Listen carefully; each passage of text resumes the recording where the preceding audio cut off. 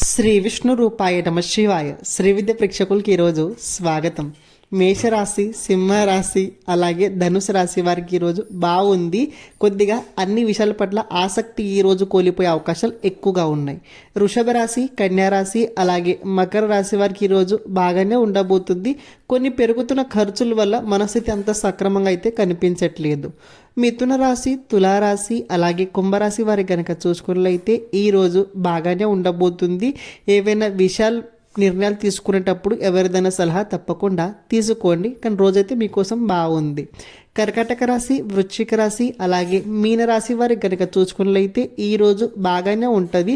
కుటుంబ పరంగా అలాగే ఉద్యోగ పరంగా ఈరోజు అంత అనుకూలంగా కనిపించట్లేదు.